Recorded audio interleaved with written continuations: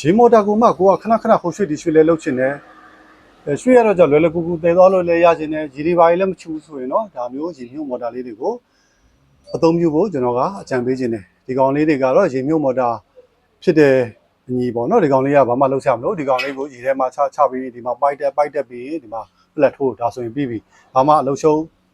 ဆရာမလို့ဘူးရေဒီပါကြီးလည်းချူဆရာမလို့တော့အာယုံနောက်လည်းတက်တာတယ်ဒါမျိုးလေးတွေကကျွန်တော်နားမှာအမေးလည်းများတယ်အသုံးလည်းများတယ်နောက်ပြီးတော့သူကကျတော့ပို့ပြီးတော့ကောင်းတာ380ဝက်ငါမူးပေါ့နော် site ကတော့ငါမူး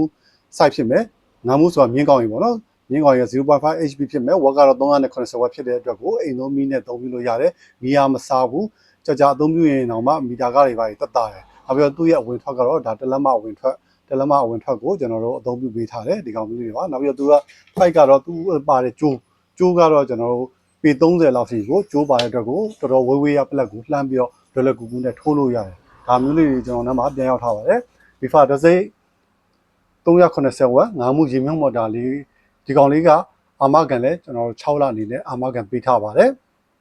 နောက်ပြီးတော့သူမှာကြတော့သူကသုံးထားတာကတော့ပတ်ထု body ကိုသုံးပေးထားတယ်အောက်က3စကားအောက်ကထိုင်ကလည်းကျွန်တော်တန်ထိုင်ကိုသုံးပေးထားတော့ရေရှည်အသုံးပြုလို့အဆင်ပြေတယ်လွယ်လွယ်ကူကူနဲ့မပြတ်နိုင်ဘူးပေါ့နော်အာမခံလည်း6လပါတော့ပို့ပြီးတော့စိတ်ချလက်ချနဲ့အသုံးပြုလို့ရတယ်ဒီကောင်လေးရဲ့ဈေးနှုန်းကကျွန်တော်တို့3,900ပါ